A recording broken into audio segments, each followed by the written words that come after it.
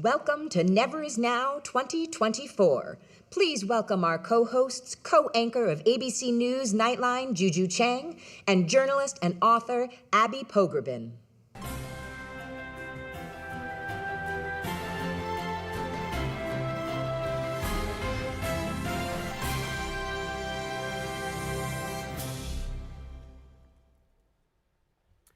Good morning.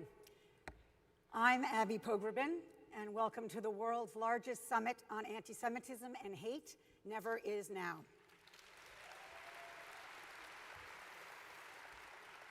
Whether you drove in from across town or across the country, or even across the ocean, we are so glad to have all of you here in this room. Hello as well to the thousands who are joining virtually. We feel you. Hello, indeed. Welcome on this Super Wednesday, and thank you, everyone. Whether you're here in the brand new section of the Jacob Javits Center or joining us live via live stream, I'm Juju Chang, and along with Abby, my friend, I am so thrilled to be back hosting Never Is Now for the third year. Together, we're about to do something really important. Thank you for the round of applause.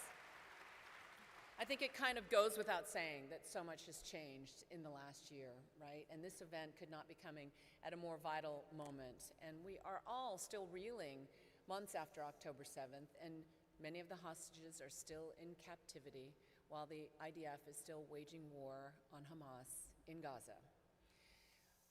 Let's point out the loss of innocent lives is horrific and heartbreaking, full stop. And the levels of anti-Jewish and anti-Israel hate have risen to stunning levels, also full stop. All of us here today are painfully and at sometimes personally aware of this, but we're here to be part of the change. So first, take a look around you at this amazing gathering of people. People who are passionate about fighting hate for good. Take a minute to say hello to your neighbors. Sort of like being in shul. Right? That's why we're here, because convening power is a superpower. Some of your neighbors are religious, others are secular. There are people left of center, people right of center, but we are gathering together today. Many people in your row may be spending every day calling for hostages to be free, or they may be worrying about whether their children have picked a college that has a vibrant Jewish life and will feel safe there. Or others are building alliances with other threatened groups in this angry age. We can easily find the things that separate us. These days, those divisions are hitting the headlines. But today and tomorrow, here at Jacob Javits, let's resolve not to do that. Instead, let's recognize and strengthen the extraordinary spirit that unites us, all of us in this room. It's that fundamental decency and the refusal to stay silent when hate gets really loud. Together, we are not helpless and we are not powerless. Showing up and speaking out are so vital. Sometimes we underestimate the impact of being willing to lift your voice against the shouts of extremism, whether those come in an online discussion, in a city council meeting, or a rally on campus. As Dr. King reminded us, quote, "I will stand up, I will speak out, not to offend, but to defend. Don't let the fear of what people might think stop you from speaking your mind. Speak up," he said. "You deserve to be heard." And of course, a constant catalyst in the fight against hate is the organization that unites us all here today, ADL. I need ADL now. We all need ADL right now. We are all part of ADL's mission to stop the defamation of the Jewish people and to secure justice and fair treatment to all, which continues to be as critical today as it was when it was written over 110 years ago. ADL is so grateful to have all of you here as dedicated members of one ADL community. I know we all feel that someday soon,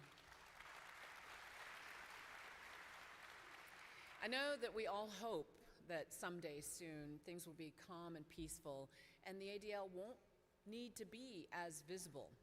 Sadly, this is not that moment. ADL is in the news and on the front lines. ADL has helped host rallies to call for the release of the hostages and the rejection of anti-Zionism and anti-Israel sentiment. Their team has been vigilant in tracking anti-Semitic attacks or threats, and they've helped build grassroots partnerships on the ground in many states so that no one has to fight hate alone. In recent weeks, ADL CEO Jonathan Greenblatt, who will grace this stage soon, and ADL's teams across the country have gone to schools in many states to share strength with Jewish students, to convince universities to take action against hate, and to have challenging conversations with students who need to hear why disagreement and debate are fine, but taunts, threats, and even attacks are simply unacceptable. ADL's Not on My Campus campaign calls for no tolerance for anti-Semitism. ADL is even releasing a first-of-its-kind report card assessing universities on how they are responding to the surge of anti-Semitism, with the goal of creating a race to the top and highlighting ways that universities are creating safe and welcoming campuses. In just a few minutes, you will hear directly from Jonathan as he shares his annual State of Hate insights about the challenging time we all find ourselves in and the ways we can make a difference. But first,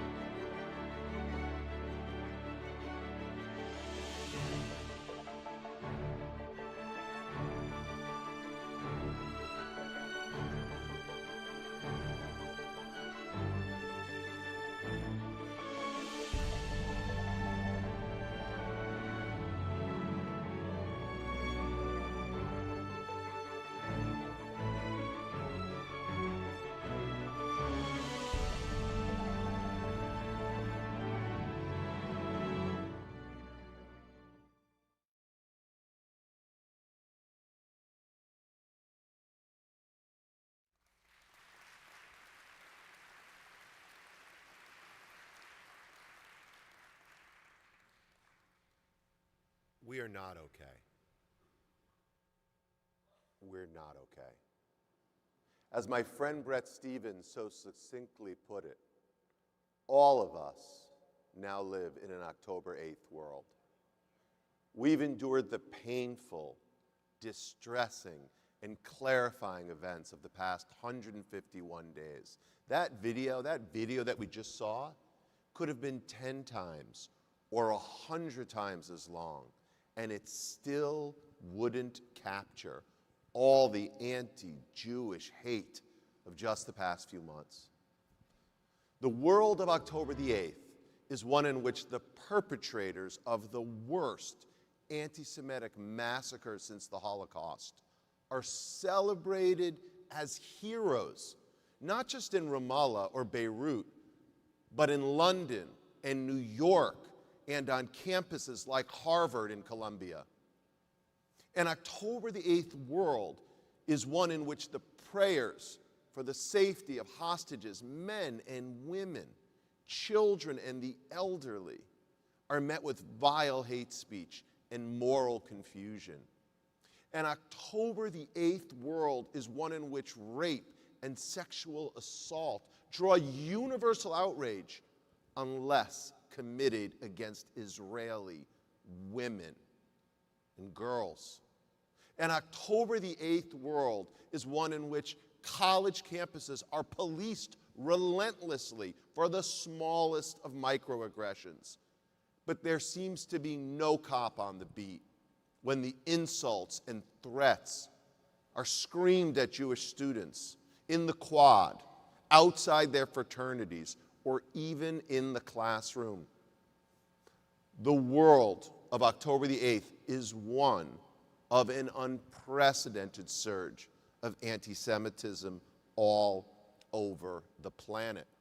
In Brazil, incidents are up over 960%. In France, 384%. In Germany, 320%. And right here in the United States, up 360% since 10/7. If there ever were a moment to break the glass and pull the alarm labeled never again, that time is right now.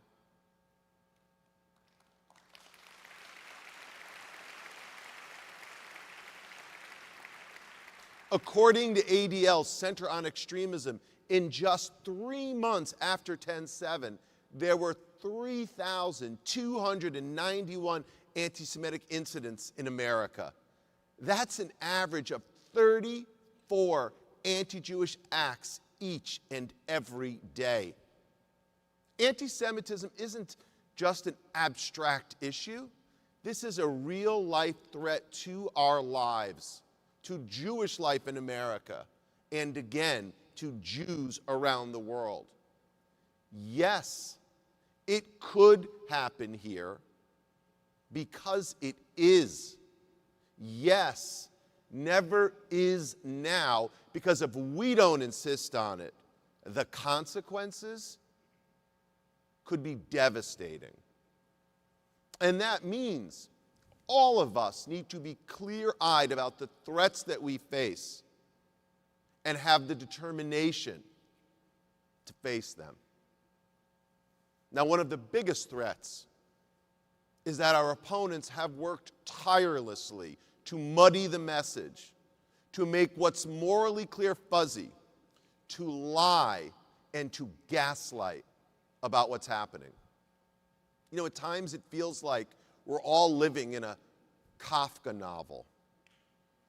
As we know, there's a group of people who want us to believe that anti-Zionism doesn't equal anti-Semitism, that somehow one can be adamantly opposed to the existence of the world's only Jewish state, where half of the Jews on planet Earth live, but have no problem with actual Jews. It's absurd. So let's make this very clear. Anti-Zionism is anti-Semitism.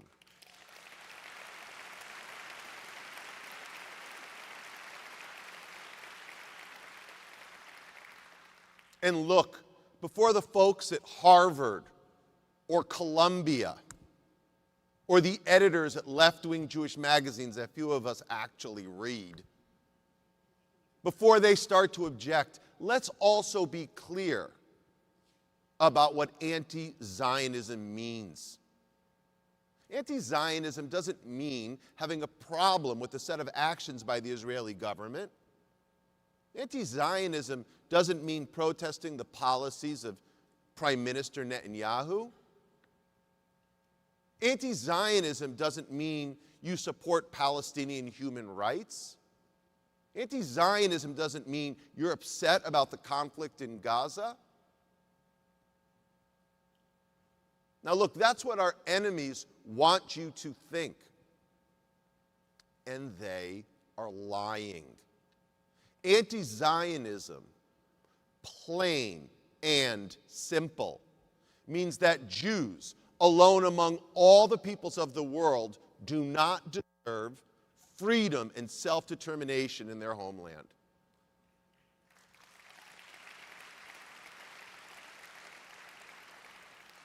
Anti-Zionism is a negation of Jewish history, a denial of Jewish humanity. Today, in our October the 8th world, American Jews and Americans of all kinds, they're hearing with their own ears and they're seeing with their own eyes the hollow claim of those who purport to be anti-Zionists but not anti-Semites. It's rich. It's like saying in 1964, I don't hate black Americans, but I just don't think we need to pass the Civil Rights Act or end Jim Crow. It just doesn't add up.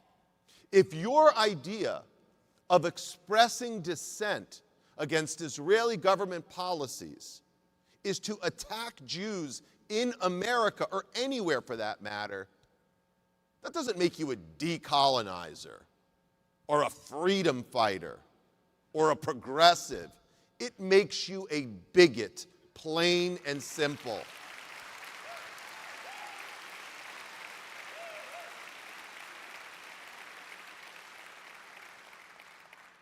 And don't take my word for it. You know who's cheering on the anti-Zionists? The neo-Nazis and the right-wing extremists and the nativists that ADL has been tracking and battling for years and is still tracking and battling today. The Tiki Torch markers in Charlottesville and the SJP radicals are two sides of the same anti-Semitic coin.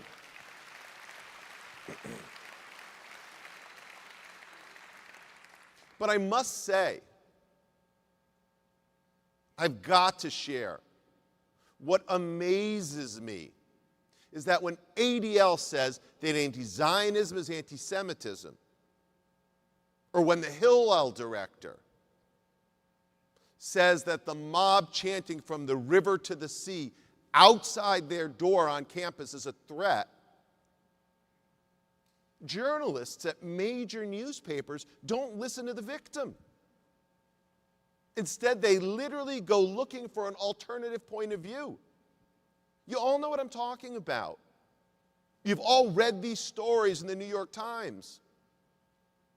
To be sure, Professor so-and-so says, or the head of Jewish Voices for Peace counters. Really? Really? You know, when my friend Derek Johnson, the head of the NAACP, says that something is racist, reporters from the Times or journalists from MSNBC don't rush to the phones to get an alternative point of view from David Duke or the Proud Boys. So why is it different for us? Why are Jewish people being told over and over and over again that we have no say in what constitutes anti-Semitism? Why are the majority of us dismissed or marginalized or told we just don't get it?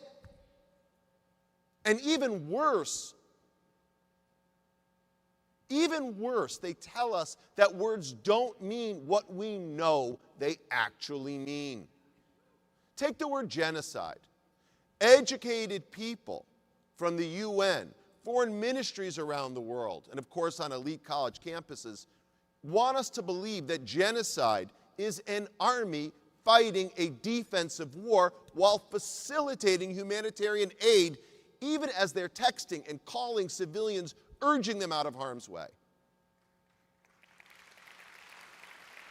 And yet we are told genocide is not the terrorists literally next door who not only said they want to kill every Jewish man, woman, and child, but actually did all that they could to reach every victim possible.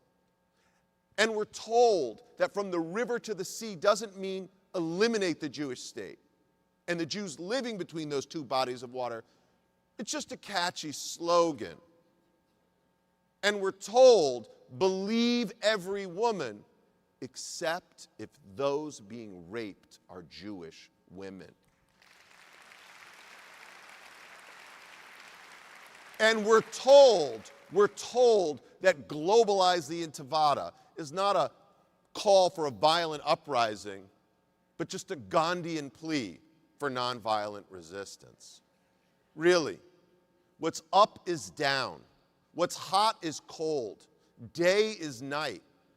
As Orwell famously put it, if thought corrupts language, language can also corrupt thought.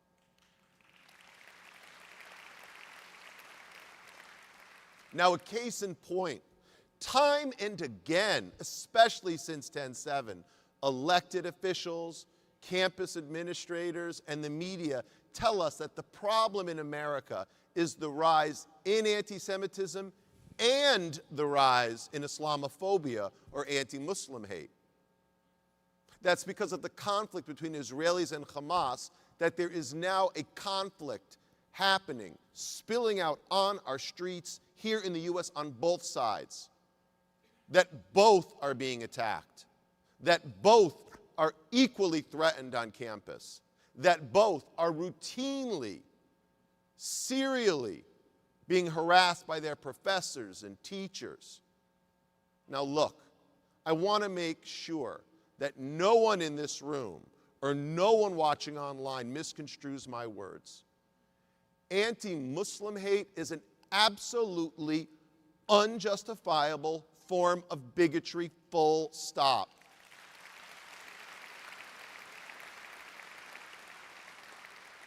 It should have no place anywhere in our country or anywhere in the world. And when it happens, we've got to take it seriously. We need to combat it, we need to prosecute it, and we need to stop it from happening. Whether it's a teenager being shot in Burlington, Vermont for walking down the street, or a small child, an innocent child stabbed to death in suburban Chicago.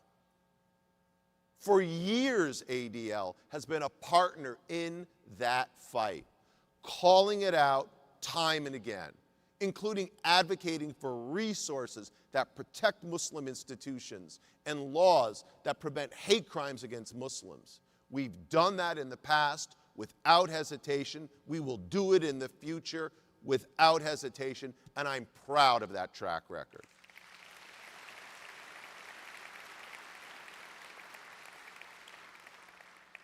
And yet the fact is that right here and now, there is no data that shows us that incidents of anti-Muslim hate today are at a level or a kind comparable to the rampant, raging anti-Semitism engulfing our campuses and our country.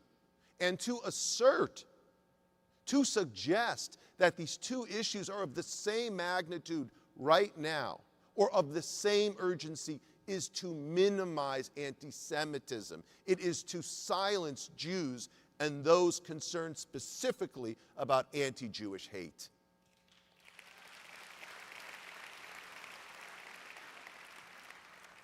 Let's be crystal clear. This is not a contest about who has it worse. all Americans should be against all types of hate. The problem is the need that too many people seem to have in not singularly calling out and battling anti-Semitism on its own. It's tone deaf, it's insulting, and frankly, it feels like it's being done to minimize anti-Jewish hate and the wave away our real concerns. And let me tell you, at ADL, we won't let them. So we will never stop calling out and fighting anti-Semitism, whether it comes from the violent white nationalist or the hardened anti-Zionist. Both are threats, and we will battle them with equal energy. And we will do so. We will do so because we will never be quiet in the face of anti-Jewish hate.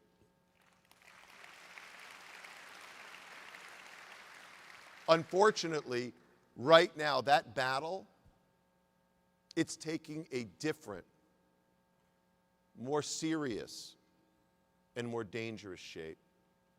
Groups like SJP and other Hamas apologists have embraced a whole new playbook since 10/7. Until now, their strategy was one of isolation or anti-normalization, as they call it, focused on boycotts, divestment, and urging progressive groups and all Americans, frankly, to shun and ostracize their Jewish neighbors. There are lots of examples of this tactic, like refusing to let Jewish groups march in the Gay Pride Parade in Chicago, or law school students trying to bar Zionist speakers in Berkeley, or climate activists in DC refusing to attend a rally and stand alongside their Jewish peers. But now, it's no longer enough for them. On October the 8th, as Israeli soldiers were still tracking down murderous terrorists hiding in Israel, as families, some of whom you will hear from today, were still wondering if their loved ones were dead or kidnapped or just incinerated beyond recognition, as all of us in the public were trying to grasp what had actually happened inside Israel, SJP released a new toolkit to their followers. This toolkit, which you can still find online, unapologetically celebrated the atrocities of Hamas, and it also spelled out a new strategy of confrontation to, in their words, dismantle Zionism. And we've seen the results of this strategy all over the country. That video you saw before I came on, it gave you a taste of it. It's the angry mob that vandalized a falafel restaurant in Philadelphia, just one of hundreds of businesses that we know of that have been hit coast to coast. It's the encampment outside the suburban home of our country's Secretary of State, the highest ranking Jewish American in the country. And so-called activists have erected a sign declaring their space Kibbutz Blinken, to evoke a nightmarish comparison to the kibbutzim that were savaged on 10/7. They sit there day and night while he travels the world trying to bring peace. They menace his young family, constantly screaming into megaphones and speakers to terrify and terrorize his wife and children. Or it's the Museum of Modern Art, right here in New York City, where a few weeks ago, the building was shut down as pro-Hamas activists shouted the names of the prominent Jews who happened to sit on MoMA's board of trustees. And of course, it's campus after campus after campus, where student centers have been occupied, classrooms disrupted, as SJP and their fellow travelers berate and belittle Jewish students, almost always with impunity. Facing these threats, it seems that the Jewish community in the United States has two choices: flight or fight. It pains me, as the head of the ADL, as a father, it pains me that some have made the choice to flee, to hide their identity, to wear a baseball cap instead of a kippah, to remove the mezuzah on their doorpost. I know of many parents who've instructed their children to change their names on their Uber profiles so they appear less obviously Jewish. I'm guessing that includes some of you in this room today. Look, these are tough decisions, deeply personal decisions. And I'm not judging, because I get it. I understand the desire to deflect the threat. I understand the urge to protect our kids. But I'm also seeing another response. Not deflection, but defiance. Not flight, but fight. There are reports of jewelry shops unable to keep gold stars of David in stock, as young people are proud to wear them around their necks.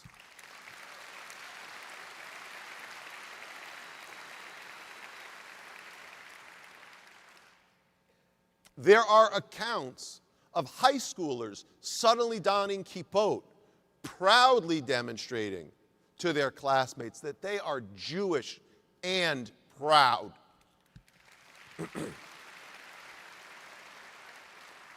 And this isn't just a phenomenon driven by young people. Open your phones.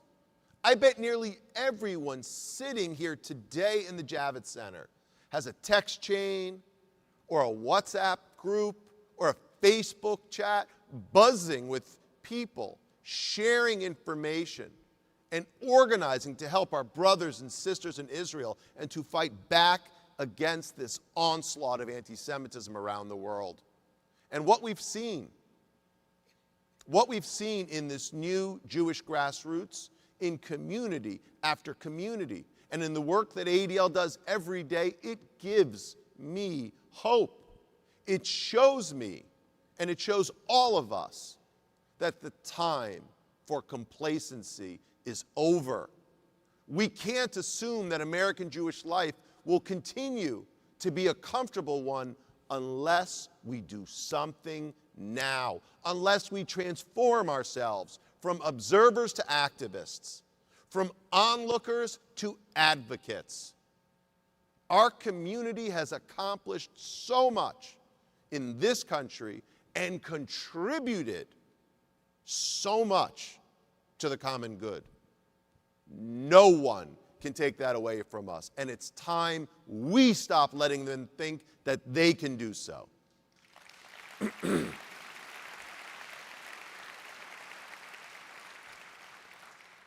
The Jewish community has been an indispensable part of this country since its earliest days.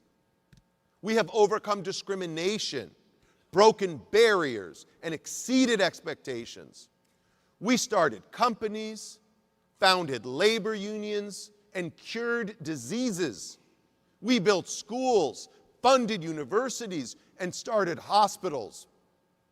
We created theaters, launched studios, and started charities. We changed norms, passed laws, and secured judgments that made this country better for its Jewish people and ultimately better for all its people. You see, the bottom line is that there is not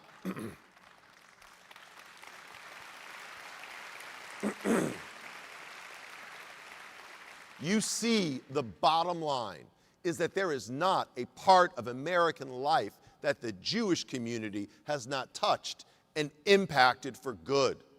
And so, the time has come to say the harassment and the attacks must stop.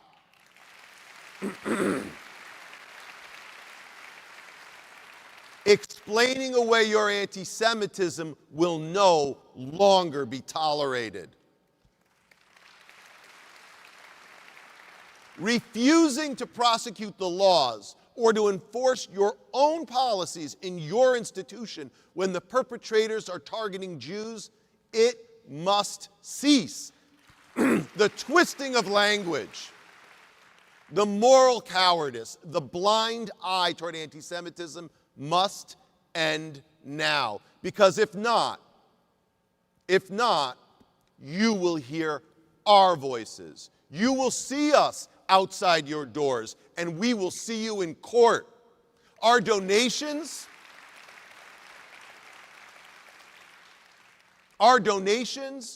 that you relied on, gone. Our votes that you seek, forget about it. Our friendship or alliances, no more. At this moment, in this October the 8th world, we will not be silent. We will not let our country be lost to the anti-Semites and bigots. We will not flee. We will fight, and we will win. Am Yisrael Chai, Am Yisrael Chai, Am Yisrael Chai. And God bless America.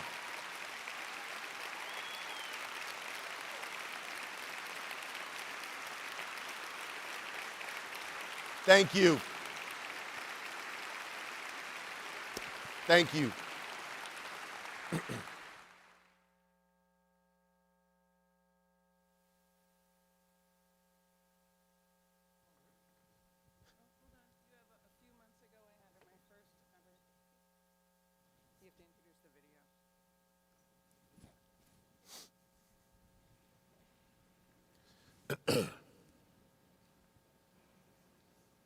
Now, a few months ago, I had my first opportunity to visit Israel since the 10/7 massacre. And let me tell you, there is absolutely no substitute for experiencing Israel's reality on the ground.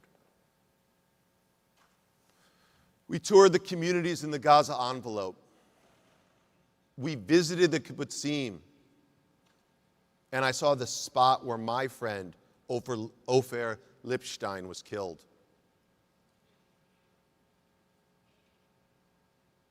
He was murdered that morning on 10/7 in Kfar Aza, a community that he really helped to build. This was a man dedicated to creating peace with his Gazan neighbors, and they gunned him down in front of his house. We toured the northern border. We saw the empty homes in Kiryat Shmona. We saw the smoke from a Hezbollah drone that attacked an Israeli position well inside the Green Line, killing an Israeli reservist. And we met with Israeli survivors of the attacks in the south, families of hostage victims, and so many extraordinary volunteers doing incredible work to provide aid to those in need. It was a difficult but important visit. My trip concluded by meeting with my friend, Israeli President Isaac Herzog. President Herzog and I discussed many topics, and of course, I shared my concern and the concern from all of us at ADL and all over America for what the Israeli people are enduring. But what struck me, what touched me, was the genuine concern that President Herzog, and frankly so many in Israel, expressed about the safety and well-being of us. He asked, with his hand on mine, about the safety of the American Jewish community and about our sense of anxiety in the face of rising anti-Semitism. I arrived there concerned for them, but I found that they in turn were concerned for us. Look, we are so fortunate to be joined today by a man who has been a steadfast protector of the Jewish people in Israel and a voice for all of us in diaspora. A man who is doing everything humanly possible to bring home our loved ones still held hostage by the terrorists in Gaza. He brings such an incisive perspective on the challenges we face and how we need to work to protect them, how we need to work to overcome them, how we need to work to come together. So truly, it is now my honor and an absolute privilege to introduce to us today from Israel the President of the Jewish state, Isaac Herzog. Dear friends, Shalom from Jerusalem, the beating heart and soul of the Jewish people. I'm so deeply moved that all of you have come together today, activists, leaders, and professionals of all backgrounds and faiths. Never is now, dear friends, and never before has it been so urgent to come together to fight and combat anti-Semitism. October 7th was the worst massacre of Jews since the Holocaust, and I believe that since October 7th, we've seen the worst spike of anti-Semitism around the world since the Holocaust as well. I know that many of you have directly experienced it, and you're going to talk about it in the conference. You've seen it on campus, in classrooms, and streets, and elsewhere, from colleagues in your workplace and elected officials. And this matters. And I'm so honored that you've come together to make your voices heard loud and clear. In the face of hate, we cannot be silent. This fight against anti-Semitism is not just a fight of the Jewish people. It's a fight of all those who stand for justice, dignity, democracy, and human civilization. We know anti-Semitism can come in many forms. It may be disguised as Israel hatred or anti-Zionism. It may come from religious extremists or from those who pretend to speak in the name of human rights whilst denying the most basic rights of the Jewish people. These include the rights of 134 hostages still held by Hamas, a terrorist organization which represents the pure evil of genocidal anti-Semitism and a pure anti to the basic values of humanity. We are caring for the babies, children, women, and men being held in Gaza, and we pray for their release. But none of us will rest until they all come back home safely and quickly. So, dear friends, in the fight against hate and bigotry, we need comprehensive national strategies, like the one pioneered by President Joe Biden under his administration. I thank him, and I thank Vice President Kamala Harris. I thank the Special Anti-Semitism Envoy, Ambassador Deborah Lipstadt, and of course, all parts of the aisle in Congress and in the Senate who are fighting against anti-Semitism. We must use all the tools at our disposal. We must insist that universities enforce their codes of conduct. We must demand responsibility and transparency from social media companies. We must urge institutions of every type to adopt the IHRA definition, to pursue legal avenues when necessary. Therefore, my dear friends, your conference comes at a vital time in a very critical moment, especially in the United States of America. I want to thank the ADL, its leaders and members, especially my dear good friend Jonathan Greenblatt, who is showing immense courage and leadership. in the fight against anti-Semitism. For more than a century, and especially since October 7th, ADL has been at the forefront in fighting and battling against hatred, refusing to look the other way when hatred begins to lurk and corrupt other societies.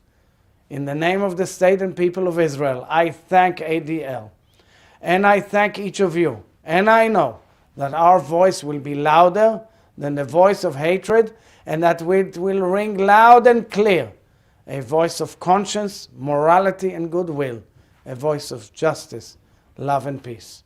Thank you all, and shalom, dear friends.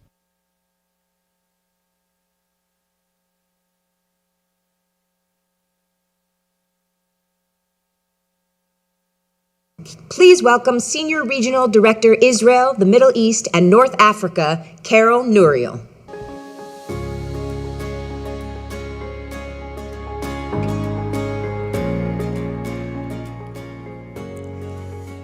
Good morning, everyone, and thank you for being here.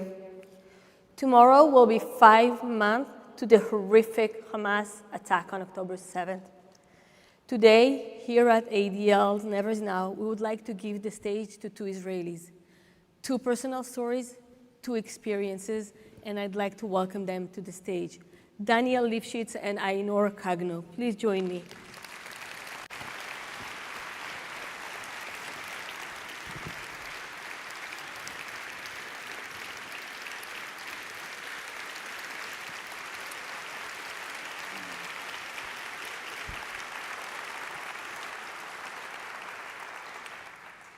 So before we start, I'd like to say that this session might contain content that is hard to listen to. If any of you feel the need to leave the room, you should feel free to do so.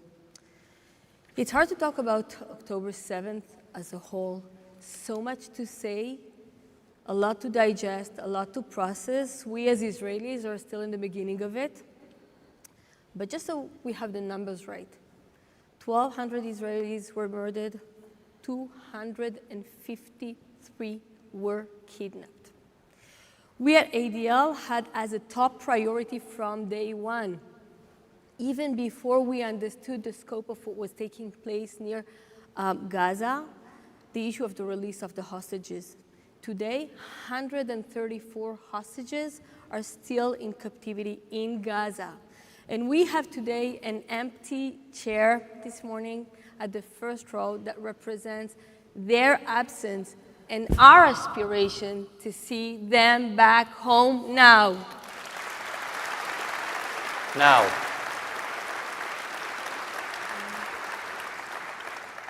So Shalom, Daniel Lipstadt, grandson of Yochevet and Oded Lipstadt, both kidnapped from their home at kibbutz Nir Oz. Yochevet was released on October 23rd, and Oded is still in captivity in Gaza. And we have with us today also Ainor Kagno, the main photographer of the Nova Music Festival, which had the unbelievable death toll of 364 people who just came to celebrate and dance. So Daniel, we all remember those moments on October 7th when we started to realize the scary reality of what was happening in communities near Gaza.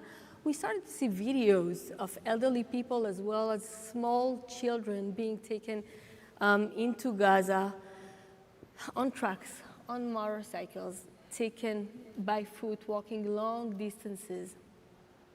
Saba Oded and Savta Yochevet among them. I know it's very emotional and might be very difficult for you, but can you please take us back to that day, and when did you and your family realize what was going on in kibbutz Nir Oz? Yeah, so first of all, thank you for being here. It's very important for us to tell our stories. On the 7th of October, I've been abroad. I woke up to this horror. Never believed that something like this could happen. A complete shock. On 8 o'clock in the morning, I had my last messages with my grandparents. They were in bed. They woke up. My grandfather told my grandma, Yochke, yesh milchama. tried to close the door handle, and 5 terrorists breached their home and shot the door. He got wounded in the hand, and he just took them from there. I lost connection with them at 8 o'clock in the morning. That was the last time I had connection with them. Everything just disappeared. I thought they might be inside the safe room and just the phone signal lost. After that, I was talking to this beautiful guy, wife. This is my best friend from the kibbutz. We've been together since we are babies. His wife, she was in the safe room. He's a paramedic. He went out, usually take care of my grandfather many times. And she was there in the safe room with the 3 children in 39 weeks of pregnancy. And at 10:30 in the morning, I lost my connection with her when she's saying, "They're shooting on your town bed." I was sure she's gone. Then I saw all those jeeps in Iroz, and I told my partner, I have to go back home. Tomorrow I have 200 funerals at least. Then, luckily at 12:30, I got a message from her, so I knew that she's fine. My community suffered an incredible loss. Kibbutz Nir Oz, where I grew up and lived, 1 of every 4 persons from Kibbutz Nir Oz have been murdered or violently kidnapped. 1 of every 4. And the information I got in the evening was that my grandparents are missing. They're probably been kidnapped, and their house is completely burned. So you mean you didn't see a video in the first hours of the week? I didn't. I saw just videos of what's going on in the kibbutz. Everybody saw Shiri Biba's video. And I didn't know anything about my grandparents until Hamas released a message about my grandma to be released. So hard. Thank you, Daniel. Ainor, October 7th, you, along with thousands of Israelis, were celebrating life and peace at the Nova Music Festival outside of Reim. During the hours after the attack, you did something that most people would not even think to do. You tried to document the names and the faces of those who were at the festival. That information proved invaluable in helping families know the fate of their loved ones. Your photograph really helped the Israeli intelligence and security forces with the identification process. Can you please tell us about that morning, about your experience? And I have to say about, how did you have the state of mind to engage in such a heroic action? And I know you don't like me to say heroic, but this is really unbelievable. Yeah, it was quite a party. Nova Festival was the most beautiful festival I've been in the world, especially in Israel. This is my job. This is what I do. I go to trance music festivals, and Nova was a special one. And 6:30 is the golden hour of the people who go to party. 6:30, it's just when the sun comes on your face and you see the faces of your friends and all the happiness for us, something spiritual. And I remember this very clearly. 6:29, we had a big siren, big noise, and we saw thousands of missiles or hundreds of missiles, something insane, just popping about our head, and everybody got excited. And my photographer, I was a manager of the photographers, and I bring 3 photographers of mine that I mentor, I teach. And Yuval, she's a girl, she got panicked, and I needed to go on her to make her calm from the missiles. Something about 10, 20 minutes, we needed to get out of the festival. And I think this is a reason why I got saved, because I could recognize from the shooting of gun from very far away, it's a type of gun of terrorists, because it was automatic. So you know that IDF shoots half of automatic, like pew, pew, pew. And the terrorists shoot like da, da, da, da, da, da. You can hear it from far and you're getting excited. So I grab all my things, get away, and start running with my car. And my car get like injured with running, and we needed to go to a bomb shelter. In the bomb shelter, we were like 50 people inside the small bomb shelter without breathing. People get panic, people get screaming. I could hear the guns from far away. I could see cops shooting around. Like, and it's continued for hours. But for me, the most interesting part and the most hard part, that when I get to Kibbutz Tzelim, we were 250 people who survived there. And just the way I deal with trauma is by doing stuff, by being productive. So I asked the only security guy, what can I do? And he said to me, start to write down all the names. And then I understand that we're in a hostage situation, that we need a rescue from the situation. So I start managing all the situation, and I get someone here or down the boy's name. I took the girl's name, and because I was the only figure of authority there, kind of try to control the situation, the hard request come to me. People start coming to me like they're on the phone with their friends because they got shot and injured, and getting hiding in some bushes and send me location to come to save them. Other people come to me and saying that their friends are being like closed, designed bomb shelters in houses in the kibbutzim, and the terrorists drilling to the door to get them out. One of the hardest conversations that I had, it's some girl come to me like totally panicked, like shock in her eyes, and she said that her best friend, mom, called her, the friend she was in the festival. And the mom said to this girl that her daughter answered the phone, and there was an Arabic voice saying,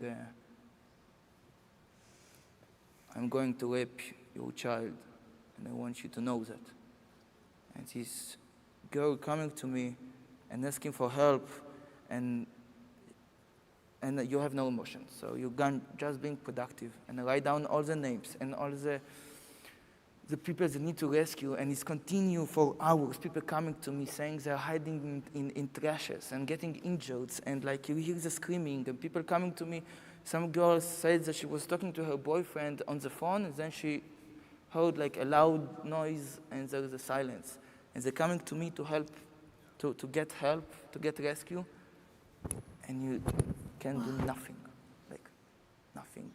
All the panic, all the death, so much all the terror. helplessness, and so yeah.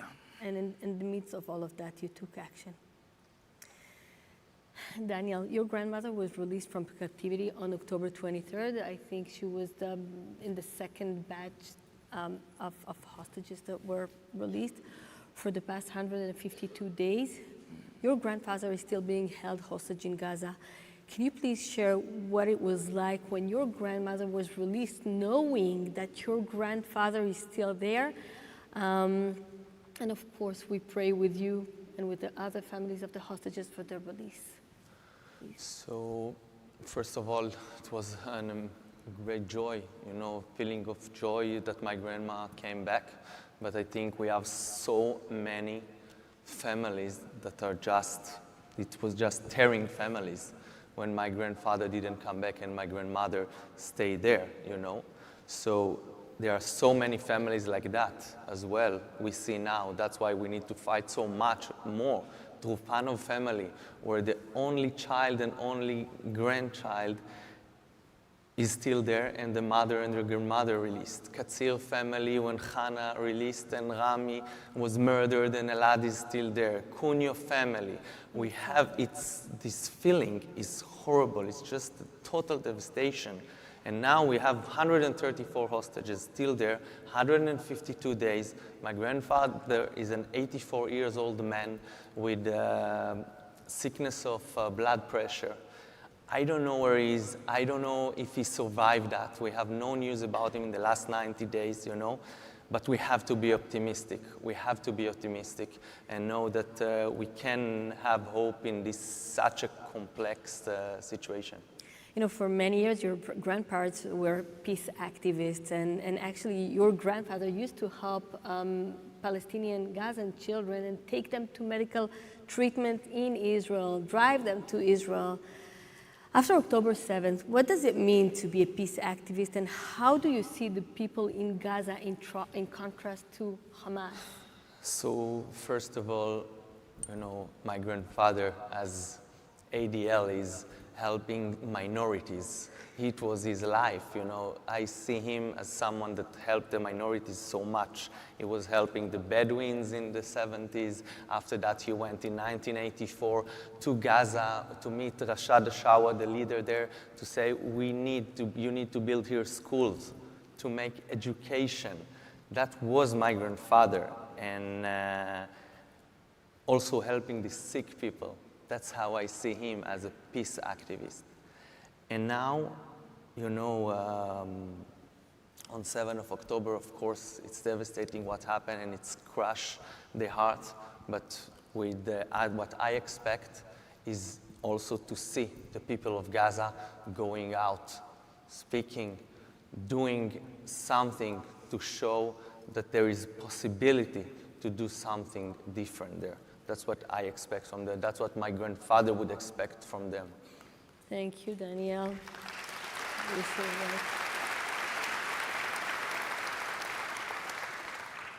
Ainor, you're a photographer who specializes in the Israeli party scene.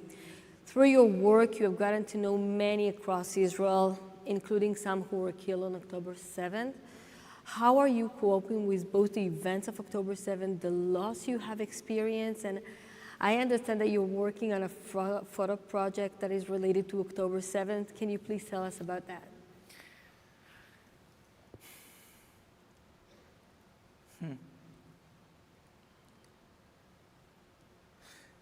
There is something special about the trans culture. It's like a big family. Most of the people doesn't know about this culture. It's totally different. For us, it's like a spiritual place. It's not just a dance floor. Like, as a photographer, you capture moments, and in my pictures, we are praying. Even the dances, with the hands raising up and talking to God while you dance on the speaker. And on the 7th of October, they get to our Bet Knesset, our dance floor, and take our freedom. And another word for trans, it's freedom. And it's took from us. My photographer, Yoni, that I was mentoring, he was just a kid. He was 20 years old kid. And he got shot in the head by snipers when he's running away. And I bring him to the scene. I have full responsibility about him. He was my kid. I was teaching him. So for me, it's very personal.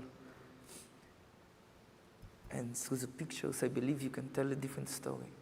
So in my project, I want to show the pictures of parties, of festivals, that all the American, all the world knows the festivals. They're always going, the happiness, the connections, the nature.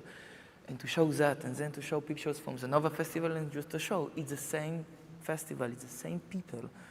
And then you can see the after, and you're building connections visually through the pictures, you're making them some journey. And I believe it's different. So this is a project of mine that I want to make with a picture, to raise awareness, and to talk about the most interesting stuff about this culture is that if you don't understand the culture, you cannot help the culture. And you need to understand the word, the slang, the belief, the love. It's totally different from everything else that people know, and you must tell the story, because there's like thousands of people who survived who need the help. My friends, 5 months in, still peeing in bed at night, and you cannot give them help if you don't speak the language. You need to understand the culture of trans and nature parties, and these are people are not like kind of hippies, are the people who are going to the best places in the army and the best places in the workforce. And to help them, you need to understand what they're talking about, their belief. If you will not understand the culture, you cannot help the culture. And I believe that through my work, through my speaking, I could give this connection, because it's hit totally different. Thank you, Einor. We don't have that much time, but I want to ask, I have a question for the two of you, just 1 minute. You know, the Jewish people, Israel, are going through a very dark moment, filled with pain for the loss on October 7th, and also anguish about the 134 hostages who remain captive in Gaza. What happened on October 7th, and it's important for us to know it as Israelis, it impacted us, but it also impacted Jews around the world and others around the world. So what is your message to the over 30,000, I think, people here in the Jewish community and others? And what can our community do to support you and to support your families? So first of all, you know, the incredible growth of anti-Semitism shows us that it is our world today. Closing our eyes, being naive, assuming this is the past isn't an option anymore. We need to call, first of all, every second of the day for the release of the 134 hostages immediately. And comfort the anti-Semitism everywhere. It's an honor to be here. Thank you very much to all of you, to Jonathan, and thanks America for the huge support that is giving Israel. And the last thing I would like to ask you is, because they cannot speak, speak for them. Speak for the hostages and do whatever you can, everywhere, every second, for their release. Thank you so much.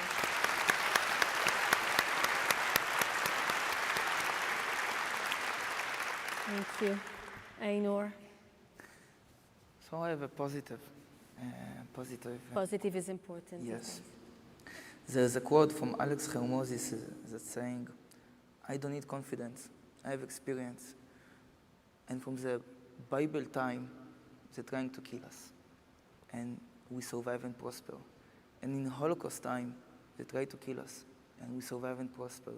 And through tons of wars, they're trying to kill us. And we survive and prosper. I don't need confidence. I have experience. This is what we will do. We will survive and prosper. Because there's no other way. We have to lose everything. I don't need confidence. I have experience. This is the first thing. The second thing, it's our responsibility to help. On the 8th of October, we saw it. Everything shut down, the government shut down, and the private sector helped. I was in the same day, on the 8th of October, going to my old school and making a war room to try to give supply to the soldiers. And when I was doing it, I was seeing the private sector doing that. He built amazing systems of thousands of people alone in less than 24 hours. And the private sector is the one who helping me as a psychological stand and doing the retreats and everything together, the private sector. So the responsibility to help us is the private sector, to raise money and to help us to come back to life. Because now is better. Now my friends getting suicidal. Now they survived there, but part of their soul are dead. So this is our responsibility to raise the money, to talk, to make the retreat, to make the psychological care, to bring the hostages back. It's our responsibility, no one else. So we will survive and prosper, and we will make it good. It will not be good. We will make it.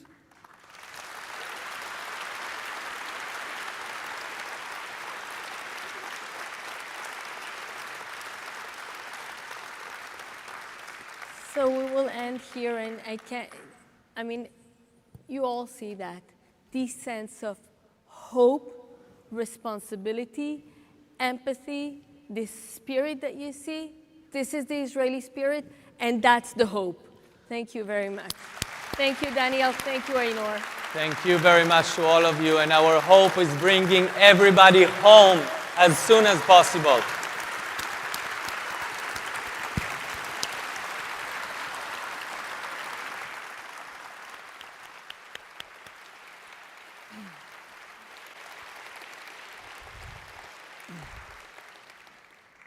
Hello again. Since the last never is now, the historic U.S. National Strategy to Counter Anti-Semitism was published by the White House. For the first time, this whole of government, whole of society strategy elevated the fight against anti-Semitism to a federal priority, and ADL experts directly contributed to the plan, including more than 30 distinct policy recommendations. ADL is now working with government agencies to support the implementation of this plan, and we are also holding ourselves and the government accountable for meeting these commitments. This is just one of many ways that the Biden administration is playing a vital role in fighting anti-Semitism, both at home and abroad. As hate, yes.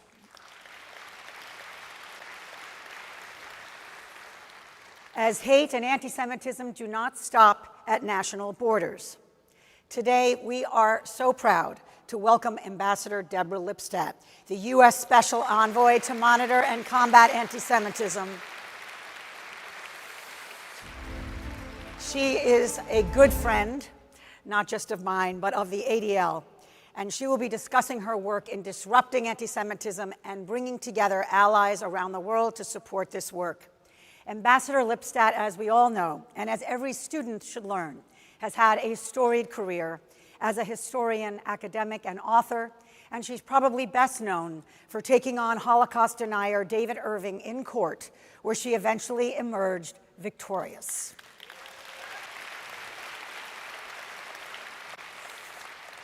Deborah, just as an aside, was portrayed by Rachel Weisz in the 2016 film Denial, and you should see it if you never have. Please welcome my friend, the extraordinary Ambassador Lipstadt, to the stage.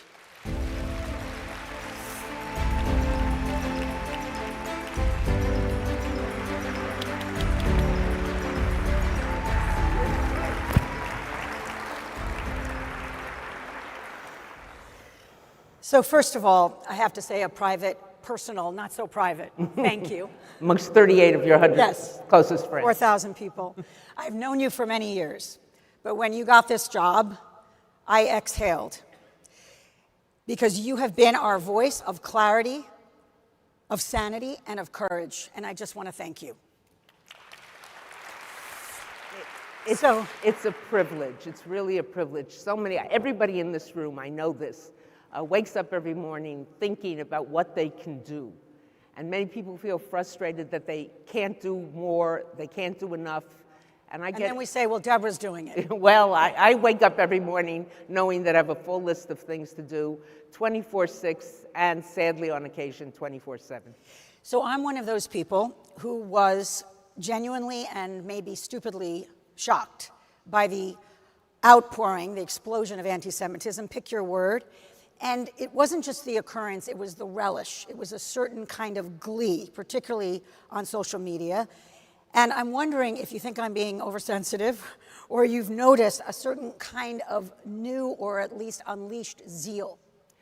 Many people in this room know, and certainly you know, Abby, that I've always been one of those who say, don't cry the sky is falling. We can't be Chicken Little, because if we do that, when the sky does actually fall, people won't be listening. So I've always taken a reserved approach. When I see it, I'll fight it, as I did in court. Some of you may have been expecting Rachel Weisz. She couldn't make it, so she sent me. And I don't surprise easily. But I've been, maybe not surprised, but sobered. And you used exactly the word I've used before, the glee with which people have torn down pictures of hostages. We just heard some about the hostages, painfully so. The glee to which they stood in front of Hunter College a few days ago chanting, Jews, Jews decide, do you support genocide? They didn't even say Israelis, they didn't say Zionists, they said Jews. I mean, the glee with which a Hamas terrorist called his mother and said, I just killed 10 Yehudim. Maybe from him, that wasn't surprising, but the glee that we've seen, and I've seen it in Germany, in Italy, in the United Kingdom, in France, since October 7th, it is quite shocking.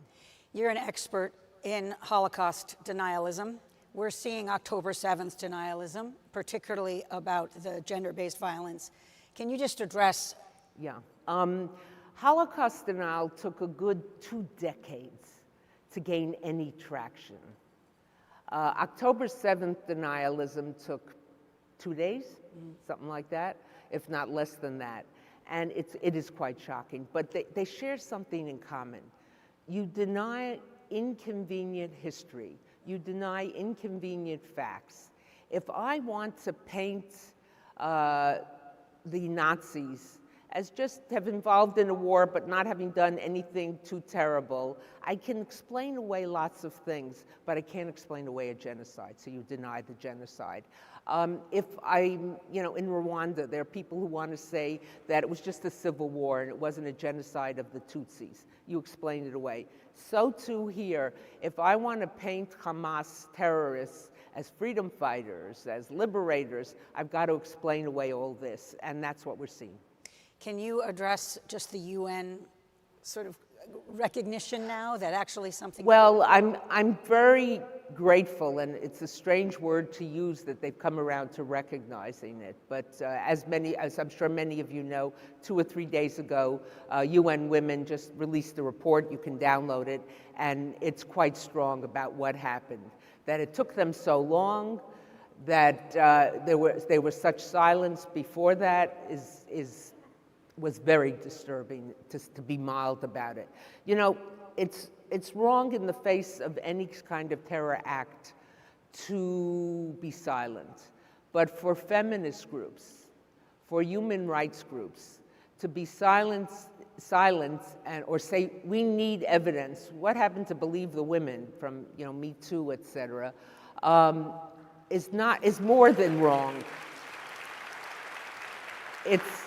It's hypocritical, and it's anti-Semitic. And Ambassador Michelle Taylor, our ambassador at the Human Rights Council in Geneva, and I had an article in The Guardian. And I was asked, in fact, by some people at other newspapers local here, why we did it in The Guardian, decrying this, saying, when Boko Haram kidnapped the women, nobody said, show us the evidence. When the Yazidi women were horrifically treated, people spoke out. When Iranian women who took off their head had the gall to take off their headscarves, we spoke out. Nobody asked, where's the evidence? Show me the evidence.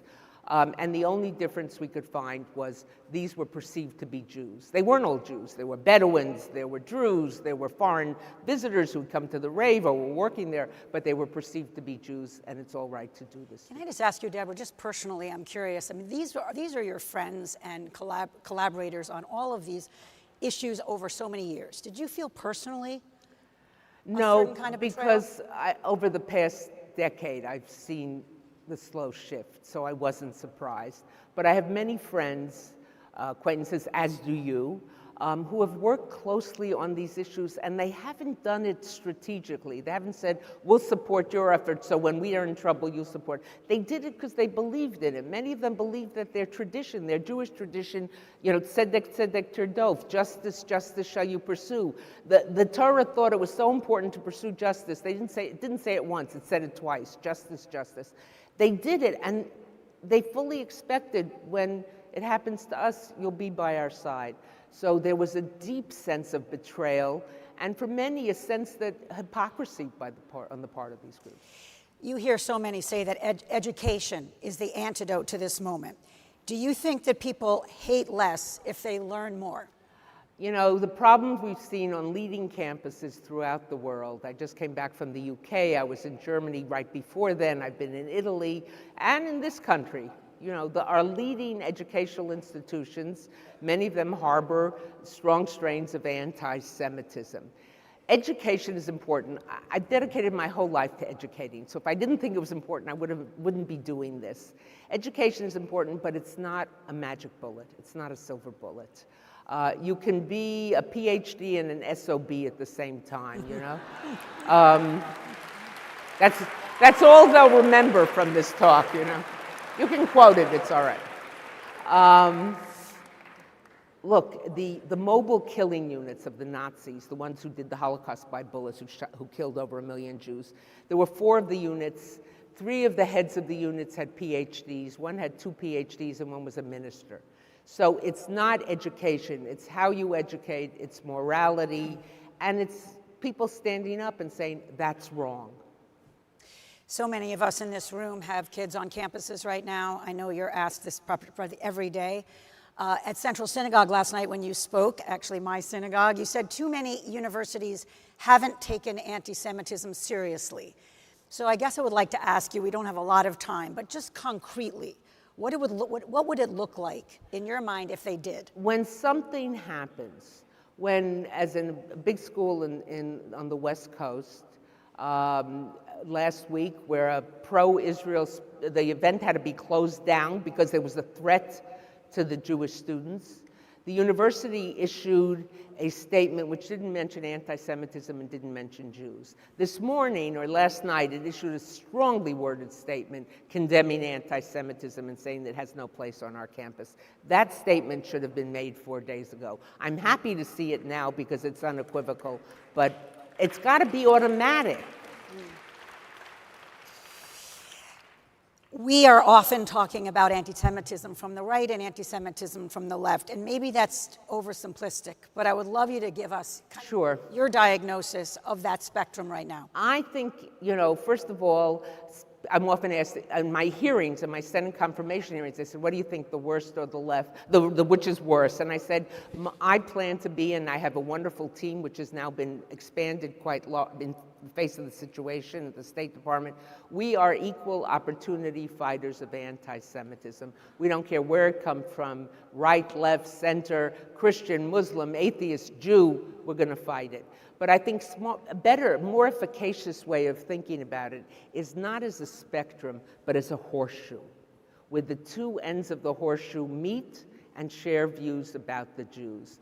It's people who are willing to engage in authoritarian, believe in conspiracy theories, looking for someone else to blame, simple solutions, blame the Jews. You have been outspoken recently about reminding us to see anti-Semitism through a more global lens, and I would love you to tease that out a little bit. What I think is for too long, and it's true, we saw anti-Semitism as a threat to Jews, to the welfare of Jews in the Jewish community. And were it that alone, I would say it's a valid thing for a government to fight. It's a valid thing for a government to put at the top of its agenda. A government's job is just like a parent, in loco parentis. The parent's job is to keep a kid safe. Now, how you define safe depends on your perspective. The job of a government is to keep its citizens safe, particularly its vulnerable citizens. Why do we have child welfare laws or work laws or special things for the elderly or the ill or watch? Because it's got to keep them safe. And so that alone would make anti-Semitism worth fighting or important for a government to fight, but it's more than that. Anti-Semitism is a threat to democracy. Anybody who has bought into the anti-Semitic myth that the Jews control, and you fill in the blank, media, elections, whatever, has given up on democracy. And more than just that, so that's like level 2, protection of Jews, threat to democracy. Level 3, which we're seeing even more, I saw it before, I was already writing about this before October 7th, but it's become more clear, is a threat to national security and national stability. Bad actors, or as in the American intelligence community, they've taught me to say malign influencers. Very fancy word, but I like it. It's got a lot of syllables, so it's a nice phrase. Malign influencers use anti-Semitism, here I'll use a Yiddish term, as a kochlöffel, as a cooking spoon, to stir up the pot. Whether they be other governments, whether they be NGOs, non-governmental organizations, whether they be individuals. If I can make your democracy feel like a failed democracy, if I can make you unsure that your government can protect you, if I can make you say, oh, you claim democracy is better, look, you have this terrible anti-Semitism, so they gin it up. Now, I'm not suggesting that they create it where it isn't there, but what I am saying is they find the weak spots. Whether it's, whatever country it might be, and we've seen a lot of it coming from countries and that never before showed any anti-Semitism, PRC, the People's Republic of China. They find the weak spot and they add fuel to the fire. So it is a threat also to national security and stability. So I've said to government leaders, and thankfully in our government I haven't had to You don't care about Jews? That's okay. Care about democracy, you care about national stability. Think of anti-Semitism as the camel's nose under the tent. You just see the nose, there's a lot of trouble behind it. Or as the flashing amber light before the light turns red. In fact, I was in conversation, I was invited to one of our leading, I can say it, the CIA, to talk to them about anti-Semitism. And I said to them, if you're in a foreign country, which is where they do their work, and you see anti-Semitism, expect bad things to follow. Do you use the Yiddish? The CIA? Not with them, no, but I did tell them, I said, this is great. I said to them, I'm speaking to this room full of CIA people, I said, and if you don't know what you're seeing, you're not sure, call my office, call my team. We want to be assets to you. We want to be your assets. And the room got very quiet, and I said, oh, not that kind of asset, you know? So. The U.S. national strategy to counter anti-Semitism. You've had a front row seat on what the government's doing, and sometimes it just sounds like some kind of fancy title for something. What is it that we should actually look, we've had presidents for years from both sides of the aisle, all perspectives, who have condemned anti-Semitism, and God bless them for it. But this administration decided that condemnation wasn't enough, and they convened over 24 different agencies. There's going to be a panel on this morning with one of my colleagues, one of my teammates, and people from the White House as well. And what can you do? Look at your programs. Look at your programs. And not just the usual suspects, not Department of Justice, Education, FBI, counterterrorism, but agriculture was there. And the agriculture, you may hear from this because someone from agriculture I think is going to be here. They run 4-H clubs in places where there are no Jews. What can they do to educate? What can FEMA do if there's a tragedy? Sandy, for the New Yorkers who remember this, it hits an Orthodox neighborhood, and you bring in truckloads of food, make sure they're kosher food. So sometimes it's fighting anti-Semitism, sometimes it's enabling Jewish life. But there are weekly meetings about this, and progress is being made. There are benchmarks we've put in our report, and it's very encouraging. The situation is terrible, but the response. And not just to give a shout out to where we are, but how does the ADL partner with you or help you? We use I'm testifying tomorrow before Congress on anti-Semitism in the Western Hemisphere, particularly Latin America, South America, and ADL statistics are exceptionally important, the granular work that the ADL does. This is a fight, this can't just be a government fight. This has to be a whole of society fight. This has to be each of you calling out. If you hear someone saying something anti-Semitic, call it out, challenge it. But you've got to educate yourself. You can't just say, that's bad. You got to know what you're doing, how you're doing. And if it's a friend, I've had students say this to me. My dorm mate, my suite mate, made some sort of comment. I didn't want to say anything because I might lose them as a friend. And sometimes, I don't always say it, but I often think maybe you should find yourself other friends. This idea that,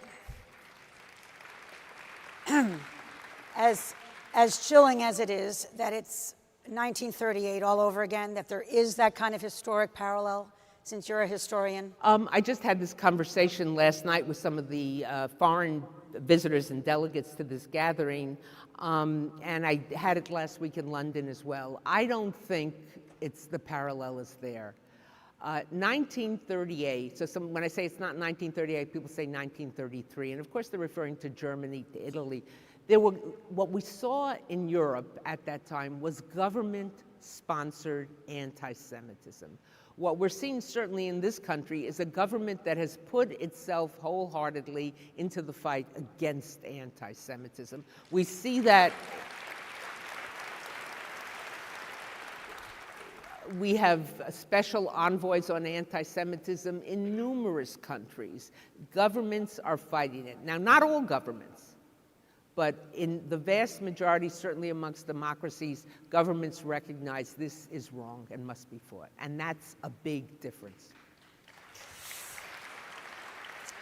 So finally, Ambassador, you wrote a beautiful, powerful op-ed in the New York Times, ironically 1 month before October 7th, and I just want to quote from it briefly. You said basically that the most powerful way to combat anti-Semitism is to double down on our Jewish traditions. Quote, combating anti-Semitism requires a shift in perspective. It must sprout from a positive place. We must know that what we are protecting from assault. We must be motivated far more by our love for the insights, wisdom, and joy embedded in Jewish culture than by the fight against those who harbor an insane hatred of it. I really believe that, and I say that as someone who has spent her academic career, her professional career, teaching about what is done to Jews. We also have to know what Jews do. We just can't be motivated by protecting ourselves from the enemies from without. We have to celebrate from what's within. That calls for learning, it calls for study, it calls for familiarizing yourself, but don't let the oppressors control how you identify. You know, maybe just in closing, I was at a major book festival, Hay on Wye on Hay in Wales. You know, it's one of the biggest little town becomes, you know, a book festival for a week. It's amazing. But I was being interviewed by the former editor of a major British daily, and she said to me, how do you do this day after day? And this was before I became an ambassador, when I was just writing about it. And I said, you know, we've been around for a very long time. And as a historian, I can say there's no logical reason why Jews should exist.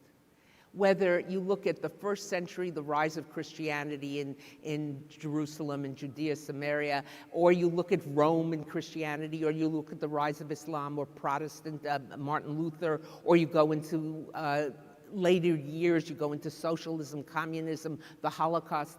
It's not logical that we should be here. But Mir Zayin and Da, we're here. We survive, we thrive, and it's not because of the anti-Semites, it's despite the anti-Semites, because we're sure of who we are and what we are.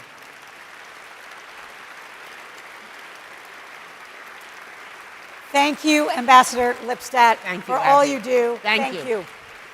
Thank you. Thank you.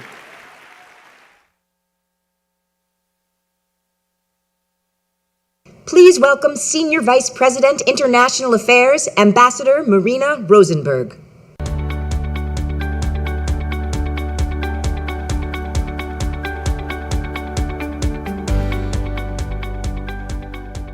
Thank you so much for your insights, Ambassador Lipstadt, and for being such a good friend to ADL. As we will be hearing today, the Abraham Accords are such an important development for the Middle East and for efforts to normalize ties between Israel and neighboring Arab and Muslim countries. I know firsthand how transformative it has been. I come to ADL as a former Israeli diplomat who served twice at the Israel missions in the Gulf, years before the Abraham Accords were signed. At that time, this cooperation was secret, under the surface. With the 2020 agreement, this collaboration based on shared values and strategic priorities went public, enabling the flowering of not just official bilateral engagement, but more significantly, of people-to-people relationships.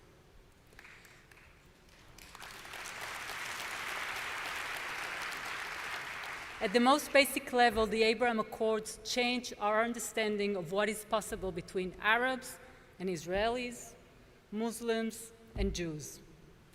As some of you may know, my son, who is now 10 years old, was born in the UAE and is believed to be the first Israeli citizen to be born in the Gulf region. He can hear you now, so you can be louder, it's okay. At the time, this was seen as an anomaly, as Israelis were largely prevented from living in the region. But today, after the Accords, we have seen tens of thousands of Israelis welcomed as visitors and residents in the UAE, Bahrain, Morocco, and other countries. A truly historic and indeed a world-altering development. ADL, which had for several years been engaging behind the scenes with the Gulf governments, was proud to be invited by the UAE to partner on the Manara Center for Regional Coexistence in Abu Dhabi, which is focused on educational programming across the Middle East and Southeast Asia, aimed at promoting peace and prosperity through coexistence.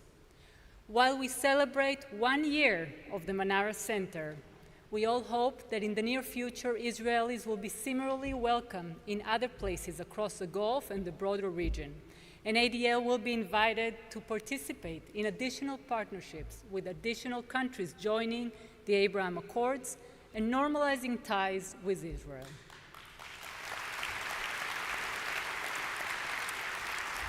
As we think globally, this is a good time to welcome the leaders of the J7 Task Force to Never Is Now.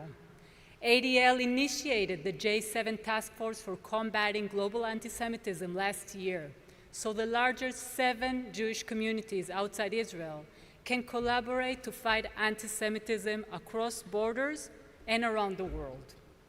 ADL is also grateful that in the audience today, there are leaders of not just the J7, but 50 Jewish community leaders from around the world.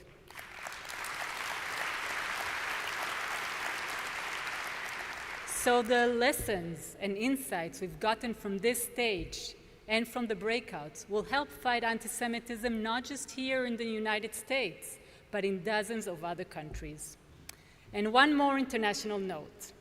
Earlier this week, ADL rolled out the ADL Global Atlas, an important new resource that, thanks to ADL international alliances, serves as a one-stop shop for anti-Semitism-related information. The map that you see here provides quick and direct access to data points that provide comprehensive overview of the state of anti-Semitism in specific countries, regions, and continents. So be sure to go to adl.org to check that out.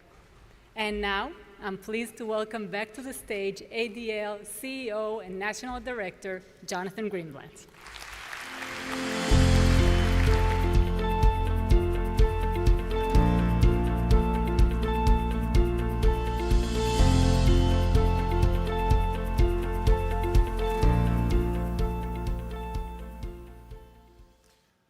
Our next speaker is someone who I have disagreed with strenuously.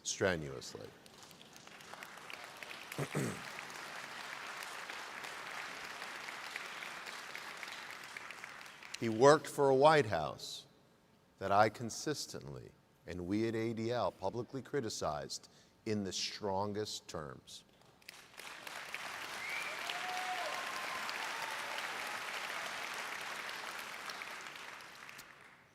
And we've had more than a few tough phone calls. But I invited him to speak here today. And over the past few days, more than a few of you have asked me why.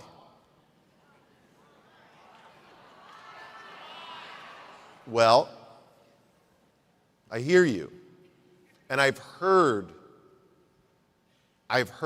my supporters, I've heard board members who've asked me that with a sense of exasperation and often with emotion. So let me answer the question, and I'll do it right here and now. Part of the answer is the simple fact that ADL is not a partisan organization.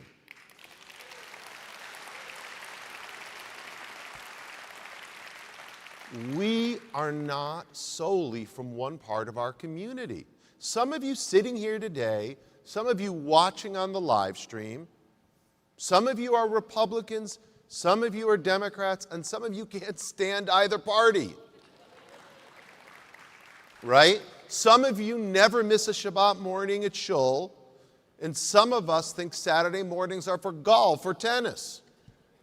Some of you watch Fox, some of you watch MSNBC.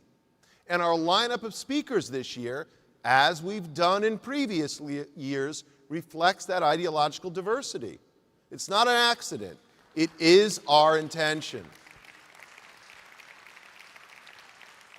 But there's something else.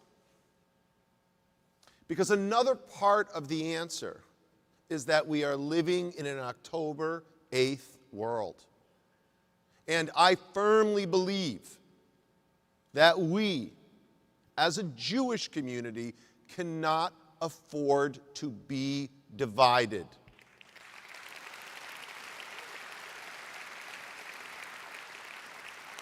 We do not have to agree on everything, but we cannot allow the partisanship and the polarization that has poisoned so much of our society. We can't allow it to do the same to us. Because like it or not, we are in this together.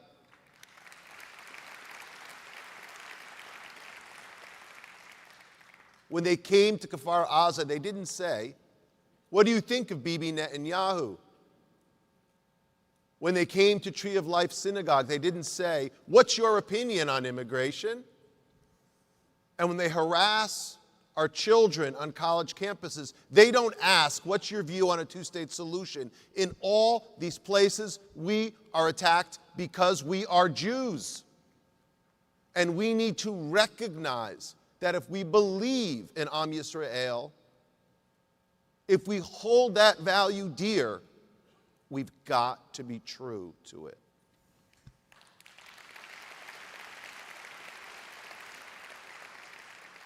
And it is indisputable that our next speaker and honoree is someone who, in his public service, singularly helped to further the cause of peace in the Middle East, something that has had an immeasurable impact on the Jewish community in Israel and around the world. I really don't care how you vote, but the Abraham Accords are a groundbreaking achievement.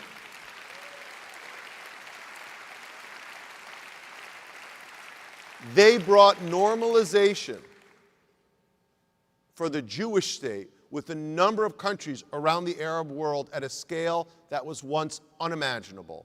Not only are there now government-to-government relationships between countries like the United Arab Emirates and Bahrain, Israel, and the Sudan, but there are emerging, real people-to-people connections as well.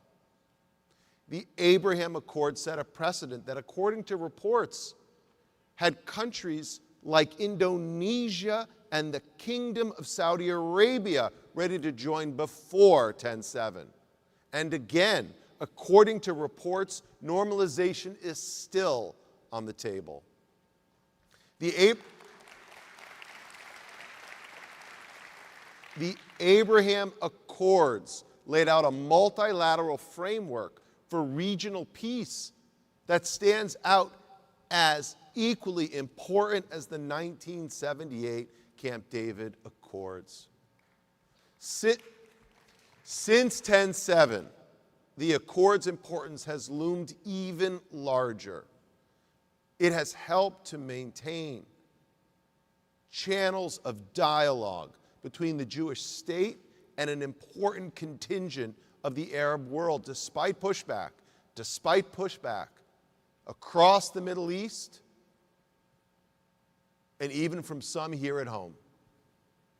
I believe the Abraham Accords is one of the most consequential foreign policy accomplishments of the U.S. government over the last 50 years.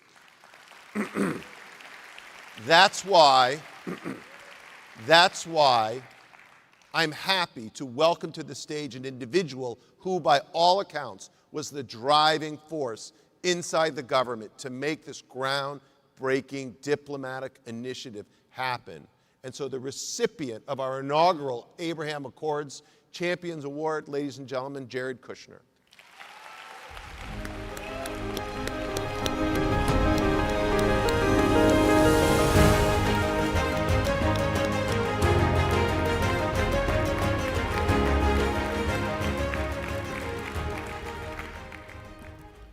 Thank you, Jonathan, for your kind words and for the opportunity to be here today to make this speech. The contents of this speech is something that I've been writing in my head since October 7th without knowing if or when I would share it publicly. I'm probably more surprised than all of you that it's happening here at the ADL. So, anti-Semitism is wrong, unfounded, and dangerous. Sadly, it is more alive today than many of us wanted to believe. October 7 shocked the world, but has also brought an awakening to the Jewish people. A new approach is needed. The first step in solving a hard problem is always to define what success looks like. It doesn't mean that's where you'll end up, but having a stated goal is critical. One of my favorite quotes is from the Cheshire Cat in Alice in Wonderland, who says to Alice, "If you don't know where you're going, it doesn't matter which path you take." Our goal must be to identify, address, and fully eradicate anti-Semitism once and for all.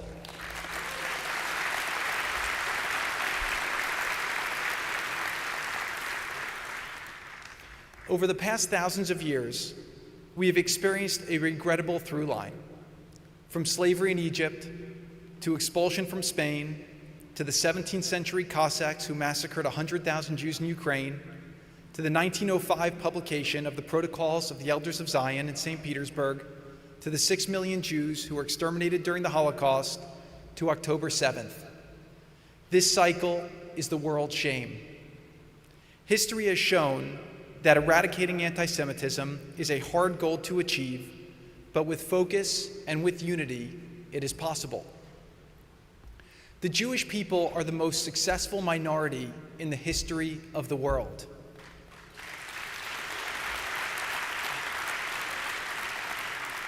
Today, we are as strong as we have ever been. We can no longer afford to ignore this problem.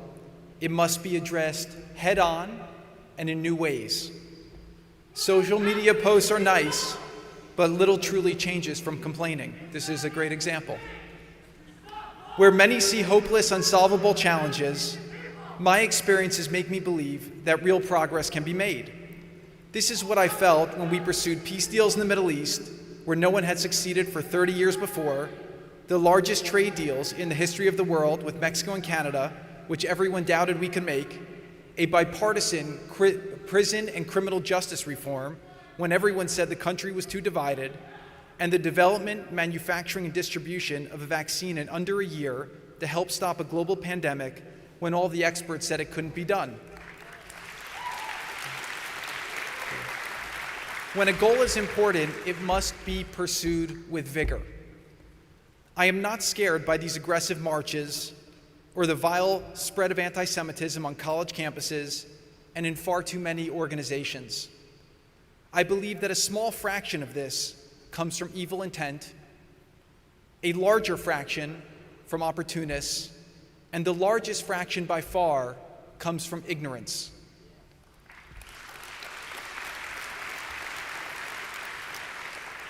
To make progress, we must engage to eliminate the evil, outmaneuver the opportunists, and educate the ignorant.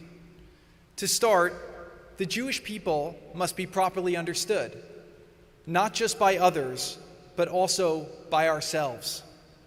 Like most religious groups, we are multicultural, multi-partisan, multi-ethnic, and multiracial. There are as many ways to be a Jew as there are Jews on earth. We all know the old joke about having 10 Jews in a room and 11 opinions. I often remind my children that when Rabbi Hillel was challenged to explain the entire Torah while standing on one foot, he replied, "Do unto others as you want others to do to you." That is the entire Torah. The rest is just commentary. Every one of us has a role to play.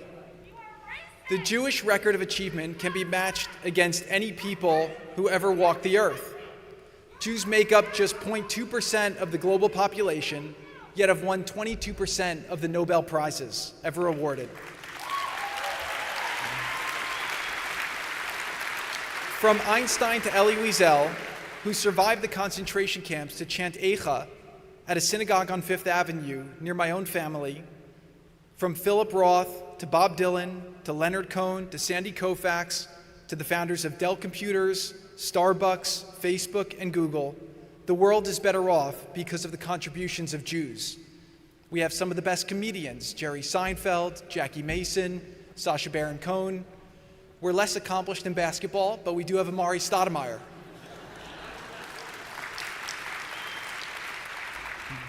the countless millions whose lives have been saved or improved by the polio vaccine, including Palestinians and Muslims, have Jonas Salk to thank.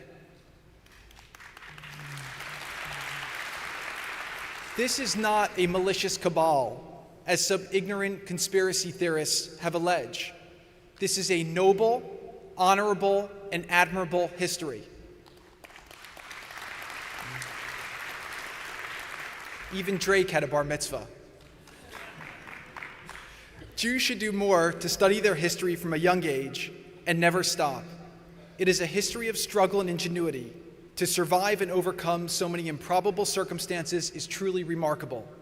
My being here today is a miracle based on my grandparents surviving the Nazis who tried to kill them. I have always been proud to be a Jew.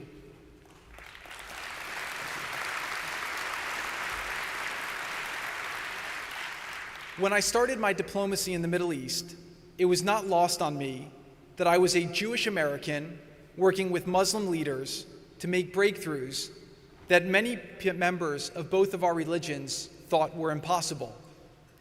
The approach I took was different than from those before me. As we spent 3 years discussing these ideas and developing trusting friendships, what we had in common overwhelmed our differences. Instead of dwelling on the disagreements of the past, we focused on the benefits their countries would reap in the future from being together.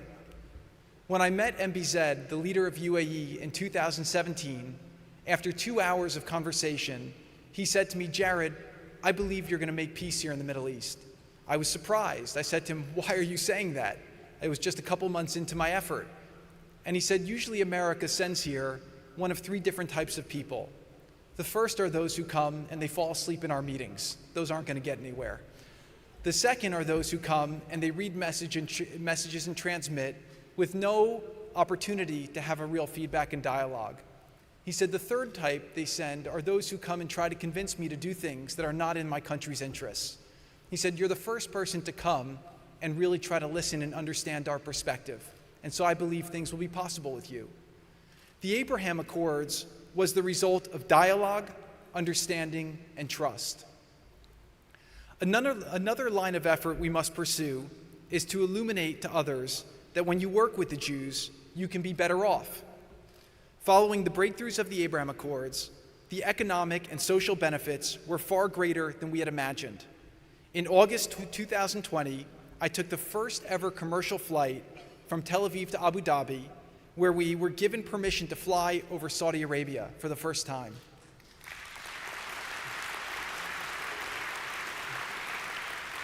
Today, there are religious, cultural, and scientific collaborations, as well as billions of dollars of business being done between these two capitals. Even with the current war, 2023 trade between Israel and the Gulf countries will exceed 2022.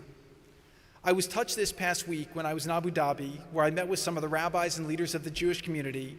We discussed how special they felt to be in this frontier community, and we discussed some of the restrictions that were being placed on community gatherings and how they were being done for their protection and safety. What had occurred so quickly as a coming together between Jews and Muslims in this place, we realized we had been taking for granted how unique it was and how young this new relationship is. We all committed to go back to our communities to work harder between each other and to continue to build this strength so that it will never be disrupted again. Speaking with both Jews and Muslims who are navigating the dynamics caused by the current conflict left me more positive than ever that the Abraham Accords have the foundation to prosper and expand across additional nations, including Saudi Arabia, Pakistan, Indonesia, and many, many more to come.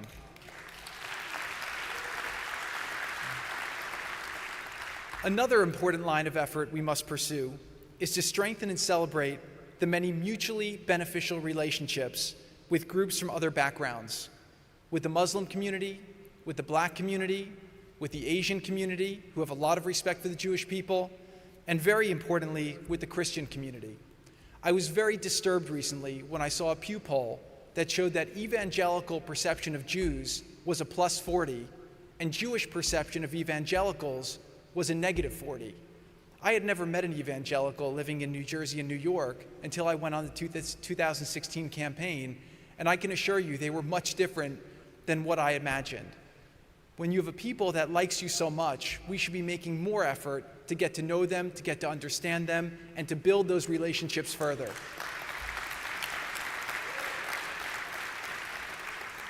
We can all do better by keeping an open mind, an open door, and an open heart.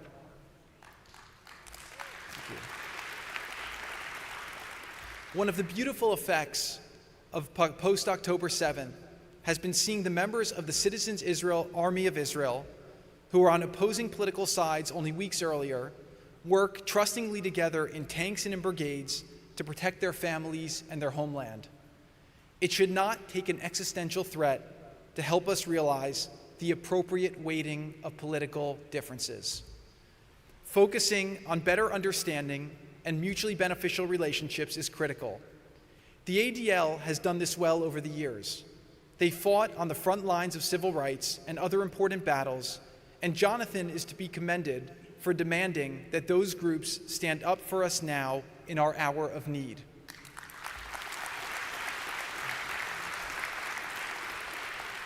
The primary battlefield where the most intense anti-Semitism festers is in the opposition to the existence of the State of Israel. Israel's a vibrant democracy in the Middle East, a military superpower, an economic and technological force, and one of the most forward-leaning environmental stewards on earth. Israel's the only country that has more trees today than it had 50 years ago.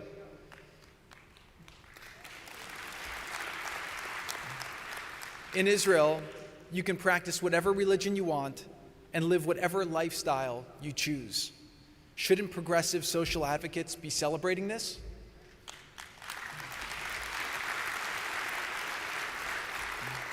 When women were brutally raped on October 7th, most liberal women's groups in America stayed silent. Organizations that fight for LGBT rights condemned a country that allows freedom and marched for a terrorist organization that punishes gay people with death. Where were these voices of protest when Syria killed 500,000 of their citizens? Or just weeks ago, when Pakistani authorities displaced 375,000 Afghan refugees? The condemnations you're hearing on college campuses is not about Palestinians. It is about Jews.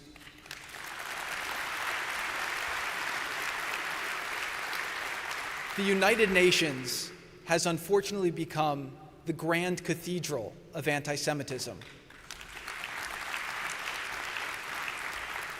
The advocates in the complex across town espouse their virtues and explain how they are sophisticated, compassionate people doing important work to make the world a better place.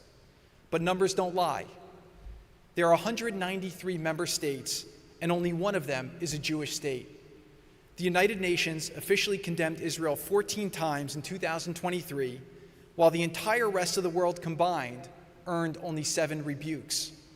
Sophisticated countries like France and Sweden supported the 14 resolutions adopted against Israel during last year's General Assembly session. But these beacons of fair play failed to introduce a single UNGA resolution against Russia, Cuba, Venezuela, North Korea, Sudan, Iran, Yemen, or 170 other countries. I can go on and on. It's been this way since the birth of the Jewish state.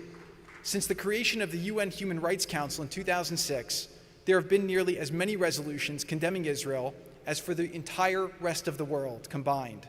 The 45 resolutions against Israel made up almost half of all the country-specific resolutions passed in the UNHRC. This morning, as I was preparing this, I went on Perplexity, and I saw that since 1948, there's been 226 UN security resolutions concerning Israel. North Korea, there's been 21. Iran, the #1 state sponsor of terrorism in the world, 7. Something doesn't make any sense here.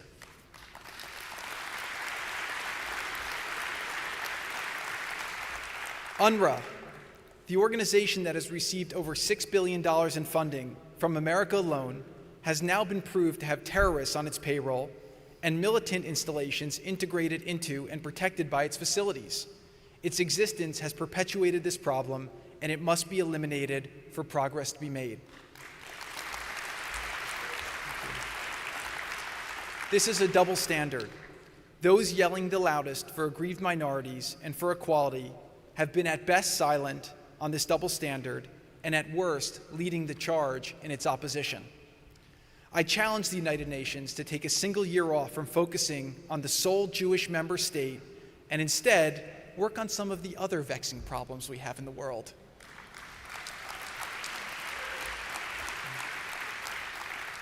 As Jews, another effort we must make is to focus our considerable resources and our enduring strength on our real friends and identify our real enemies. Let's work to make our voices heard at these institutions. If we believe their missions before October 7th were good, let's engage and work with them to reform on the issue of anti-Semitism. Let's be clear about our expectations and help them correct course. This is a very, very important point to me. Sometimes condemnation is needed, but in most cases, constructive engagement will create better outcomes, a clearer mutual understanding, and more importantly, our goal, the elimination of anti-Semitic thoughts, sentiments, and statements. Success, as I define it, is not to fight. Success is having nothing to fight about. Harvard, University of Pennsylvania, Columbia, and other leading universities do not have to be our enemies. They have clearly gone astray, but we should engage to help them find their way back to the right course. The tough conversations that are being had today are long overdue. Jonathan, thank you for having me here today and for recognizing the success of the Abraham Accords, the first peace agreement between Israel and Muslim countries in over 30 years, which occurred under the Trump administration. When you called me a few weeks ago asking me to accept an award and address your convention, I expressed my reluctance. I conveyed my honest feedback that I had grown skeptical of the ADL, seeing it more as a political organization whose condemnations have alienated and then hardened in their resentment many potential allies. However, I believe your genuine expressed desire for a partnership to fight anti-Semitism that transcends political ideology is badly needed at this time.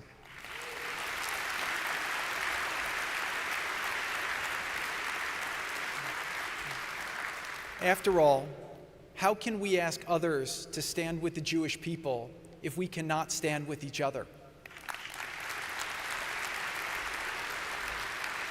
We cannot let this be about politics. This is about the Jews. If Jews cannot look past their partisan beliefs to acknowledge positive efforts on behalf of the Jewish people, then we will be doomed to history repeating itself as it has time and time again. On October 7th, Hamas didn't care if the Jews they were torturing, raping, and killing were liberal or conservative. They killed them simply because they were Jews. Let's not waste our energy in the wrong places. The people who have supported, defended, and uplifted the Jews are not our enemies because of a careless tweet or a silly meme. We should be welcoming the allyship of those who wish to stand with us, regardless of their politics. You can think whatever you like. Thank you. You can think whatever you like about Donald Trump, but he's not an anti-Semite. For me, thank you. For me, the condemnations by some Jewish groups of a man I know and love, who blessed my wife converting to Judaism, wore a yarmulke when he walked down the aisle at our wedding, proudly attended the Brit Milah of his grandson, of his Jewish grandson, and who has always been a strong and vocal supporter for the Jewish people in the state of Israel, was confusing. The results of his presidency speak loudly. When Donald Trump was president, Israel signed 5 peace deals with its neighbors. Iran and its proxies were suffocating under punishing sanctions. The Golan Heights was returned to Israel, and he did what previous presidents had promised but failed to do, which is he moved the American embassy to Jerusalem and finally recognized it as the capital of the Jewish state of Israel.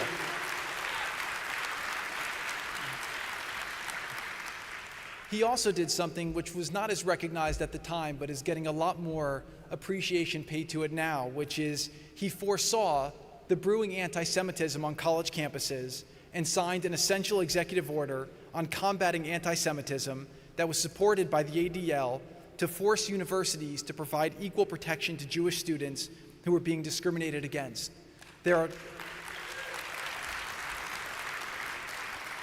There are now several actions being taken thanks to the rules that were put in place under that executive order. These efforts should be recognized by all Jews and built upon. I'm personally grateful to the many non-Jews who have stood up and publicly been counted as allies to the Jewish people. My heart goes out to the Palestinian people. They could use better friends as well. Supporters who wish to see them thrive are wasting their efforts by scapegoating Israel. They must demand accountability from Palestinian leaders and expect civil behavior from their citizenry.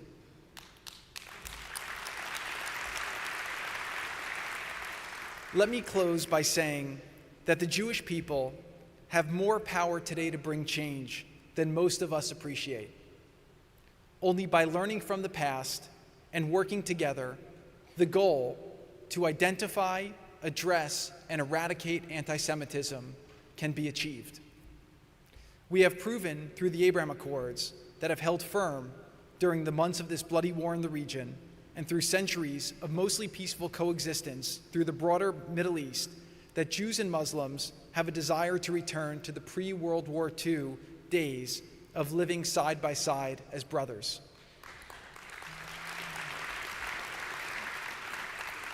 After all, most human beings desire peace and harmony. Let us honor the legacy of the 1,200 Jews who died on October 7th by using this tragedy to activate Jews from around the world to address the dangers that we have sadly ignored. By shifting course, future tragedies can be avoided, and their lives and the lives of the non-Jews who have died in this conflict will not have been lost in vain. Thank you.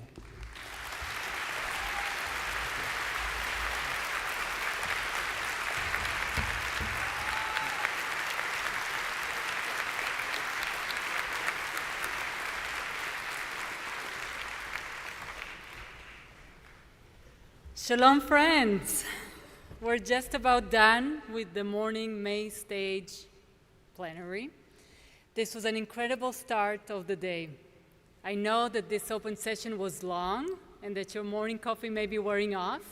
We have an incredible lineup of experts at our breakout panel today, starting at 11:40 instead of 11:30. But in the meantime, go do some stretching, grab some more caffeine and a bite, take a photo with your community at the photo stations, and take part in the rich Never is Now experience that extends beyond the conference rooms. Visit ADL Advocacy Center, where you can take immediate action to contacting your member of Congress using scripts and tactics from ADL's government affairs team, and bring tools back to your community to advocate. There is also a very powerful art installation showing works created by Israeli artists since October 7th, as well as an exhibit looking at key moments in ADL's history, which traces the history of the fight against hate for over a century. After the first block of breakout session, we'll all gather for a kosher lunch. There is plenty of space in the lunch area to meet up with your friends and community, or to meet more of the extraordinary people here today. We will see you back here in the main stage room at 3:30 p.m., where the afternoon speakers will include Rabbi David Wolpe, award-winning author Dara Horn, and effective leaders on responding to hate on campus like Mark Rowan, and where you will meet this year's exciting Daniel Pearl Award honoree. So see you all here this afternoon.